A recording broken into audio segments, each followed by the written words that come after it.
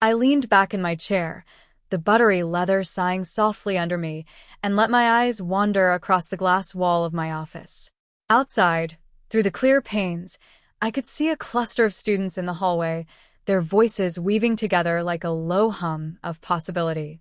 Some stumbled, some stuttered, but all of them were here for one reason: to learn. My school had become the kind of place where no one laughed at mistakes, where language was treated with respect, not ridicule. The silk scarf around my neck brushed against my collarbone as I reached for my phone. A notification blinked across the screen. New admissions confirmed. My assistant, Claire, had added a list of adult learners starting this week. My eyes froze on 3 names. Names I hadn't seen in years. Names that once felt like sharp stones lodged in my chest. Jennifer Moore. Daniel Harris. Marcus Reed. A laugh almost escaped me. Short, bitter, ironic. Fate had a wicked sense of humor. The same people who used to mock my accent, who mimicked me until my face burned red in classrooms, were now enrolled here at my language school. I tightened my grip on the phone, the buzz of emotions rising. Hurt, pride, and something else, sweet, dangerous satisfaction. They were walking into my world now without even knowing it. For a moment, I just sat there, letting the irony wash over me like a quiet storm. Then I whispered under my breath, almost to myself, "Let's see how this plays out." I was 16 the first time my accent betrayed me. At least, that's what it felt like. It was sophomore year, English literature class. Mrs. Thompson had asked me to read a passage aloud from The Great Gatsby. I remember gripping the paperback so tightly my palms left damp marks on the cover. The words blurred for a moment, then sharpened again under the fluorescent light. I cleared my throat and began to read. But halfway through it happened. I slipped on a word, bouquet. I said it the way I'd learned at home, rounded and softened. The room went still for a heartbeat and then erupted. Jennifer Moore leaned back in her chair, exaggeratedly repeating my pronunciation. Marcus clutched his chest like he was about to faint from laughter. Daniel tapped his pen against the desk, repeating the word in a fake, exaggerated drawl. My throat closed up, heat burned my cheeks, and I could barely finish the passage. When Mrs. Thompson finally told them to be quiet, the damage was already done. The humiliation clung to me like smoke. That day after school, I locked myself in my bedroom and cried into the pillow until my head ached. I hated my voice. I hated how it gave me away, how it marked me as different. When I finally emerged, my grandmother, Evelyn, was waiting in the kitchen. She wasn't a woman of many words, but she had a way of seeing through me. She placed a small, worn grammar book in front of me, its edges frayed from her own years of use. "Your voice," she said gently, "carries your story. Don't let anyone make you ashamed of it. Accents don't mean ignorance. They mean roots." Her words sank into me, deeper than she could have known. That book became more than paper. It was a promise, a shield, a spark. The very next week, I made a decision. If they were going to laugh at me for the way I spoke, then I would learn to master every syllable, every tone, every nuance. Not to erase my accent entirely, but to make it my choice, not theirs. And so began the first quiet rebellion of my life. My rebellion started small. At night, when the house was quiet and the walls carried only the faint hum of the refrigerator, I sat at my desk with Grandma Evelyn's grammar book propped open. I repeated words over and over, mimicking accents from cassette tapes I borrowed from the library. Sometimes I'd record myself on an old tape recorder, cringing at every replay but refusing to stop until the sound began to shift. I became obsessed, not just with English, but with language itself. I studied intonation, rhythm, even body language. I noticed how confidence could turn even a flawed sentence into something powerful.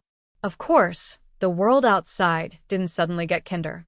At part-time jobs, customers would ask me to speak slower or smirk at my word choice.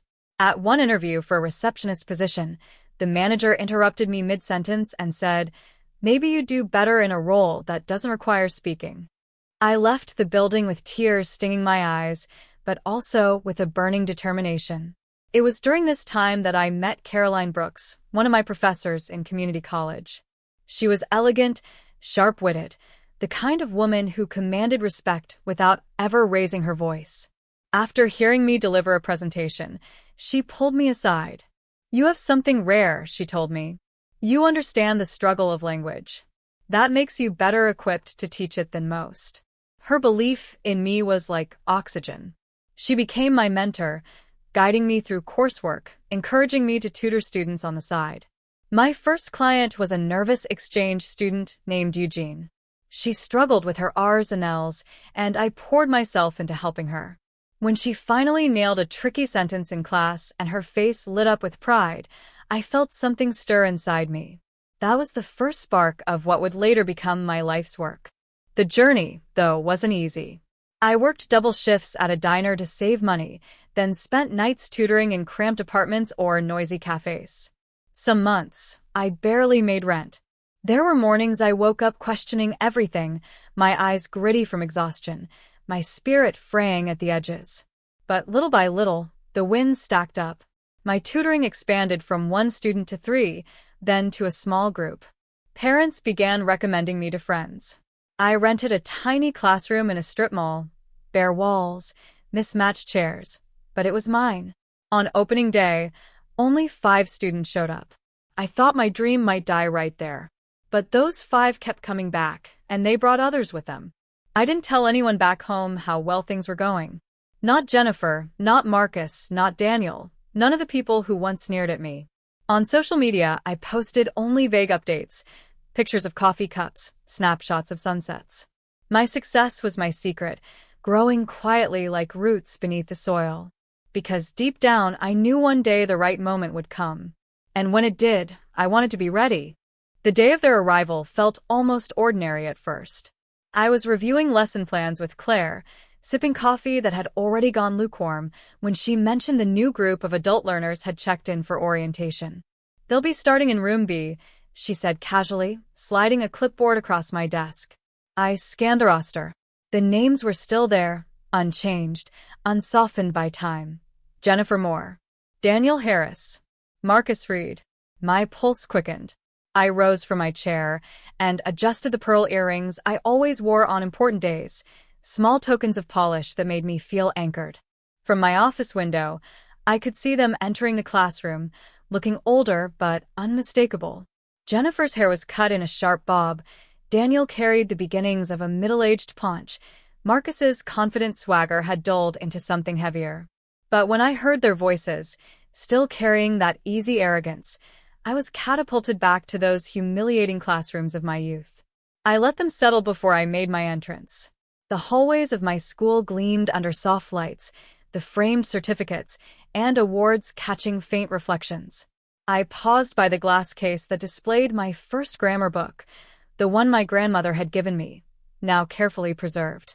Just seeing it there steadied me. When I stepped into room B, conversation hushed. Dozens of eyes turned toward me, but 3 pairs in particular widened in disbelief. "Good morning, everyone," I said, my voice smooth, confident. "Welcome to the Harris Language Institute." The silence that followed was almost tangible.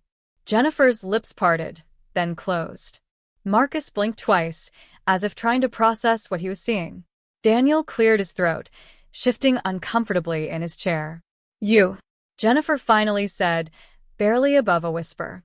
"Yes," I replied evenly, meeting her gaze. "Me." I let the pause stretch, building the tension, giving them time to take it all in. The polished classroom, the sleek technology, the fact that I was standing at the front, not as a student fumbling over words, but as the founder and owner of the very place they had come to for help. Daniel gave a small, nervous laugh, the sound brittle. "You own this place?" I tilted my head slightly, offering a polite smile. "Yes. Every inch of it. And you're sitting in my classroom now, hoping I can help refine your accents." The weight of irony pressed down on the room, though I carried it with ease. Inside me, 100 old wounds began stitching themselves closed. Jennifer tried to recover, straightening in her chair. "Well, I guess congratulations. You've come a long way." Her tone wavered between admiration and embarrassment, but I heard the undercurrent of shame. "Thank you," I said simply, letting the words hang like a final note.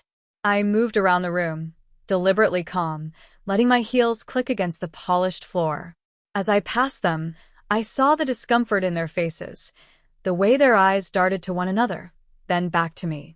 For the first time in our history, they were speechless. Finally, I returned to the front and clasped my hands. Here, in this school, we have one rule above all: respect. Every voice matters. Every accent tells a story. If you're here to mock or belittle, you're in the wrong place. Their silence was answer enough. The power dynamic had flipped entirely. As I dismissed the group to meet their instructors, I caught the three of them still sitting stiffly, as if trying to decide whether to stay or bolt. But I knew they wouldn't leave. They needed me now more than I had ever needed them. And for the first time in my life, I savored the taste of true justice, quiet, elegant, undeniable. Over the next few weeks, I watched them, Jennifer, Daniel, Marcus, trying to navigate the very environment they once made unbearable for me. Jennifer sat in the front row, always poised, but I noticed how her lips pressed tightly together whenever she had to repeat a phrase. The same woman who once mocked me now winced at her own mistakes. Daniel struggled most with pronunciation. His tongue seemed heavy, his vowels sloppy. Marcus tried to mask his discomfort with humor, but even his jokes fell flat in a room where no one was laughing at anyone else. Eventually, I asked them to meet me in my office. They entered quietly, glancing around at the polished oak desk, the walls lined with framed certifications, the photo of me shaking hands with a senator at an education conference. "Sit," I said gently, gesturing toward the velvet chairs. They obeyed, subdued in a way I'd never seen before. "I know why you're here," I began. "And I know you probably didn't expect to see me in this position. But here we are." Jennifer opened her mouth, then closed it again, unsure of what to say. "So," I continued, folding my hands, "before you go any further in this program, there are conditions. My school isn't just about refining your English. It's about reshaping how you treat others." Their eyes flicked toward each other, wary. "Condition 1, I said firmly. "Respect. You will never mock another student, regardless of their level or accent. Not here, not anywhere." They nodded, almost in unison. "Condition 2, humility. You'll admit your weaknesses, and you'll do the work to improve. No shortcuts, no excuses." Marcus shifted in his seat, but he said nothing. "And condition 3, I added, softening my tone slightly, contribution. Before you finish this course, you'll each mentor one student who's struggling. You'll help them find courage, the same way I once had to." For a long moment, the room was silent. Then Jennifer's voice broke it. "That's fair," she said quietly, her cheeks flushed. Daniel cleared his throat. "We'll do it." I nodded, leaning back. "Good. Because this school isn't built on mockery. It's built on dignity. If you're willing to embrace that, then you'll succeed here. If not, the door is always open." None of them moved toward the door.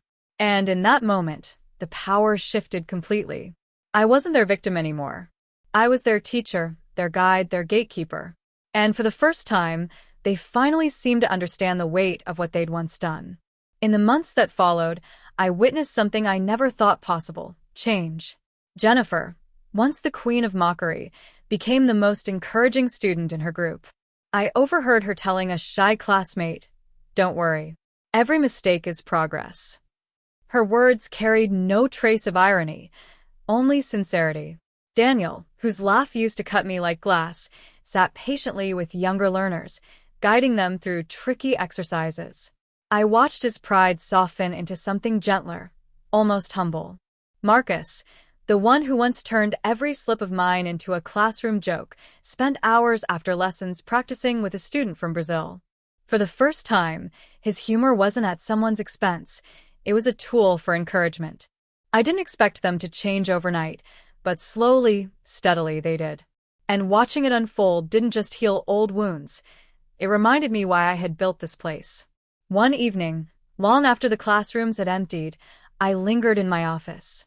My eyes drifted to the glass case on the wall, where Grandma Evelyn's grammar book sat preserved.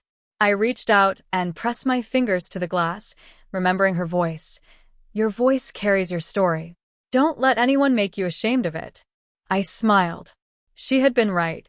My voice, accent and all, had carried me further than I ever dreamed.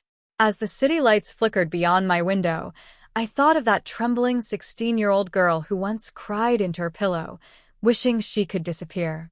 If only she could see me now, strong, steady, unashamed. I picked up my pen, jotting down notes for the next semester, and whispered to the empty room, as if speaking directly to her. They mocked my accent once. Now they come here, willingly, to perfect theirs under my roof. And with that, I turned off the lights, stepped into the quiet hallway, and let the soft hum of students' voices echo in my memory, the sound of dignity reclaimed, one syllable at a time.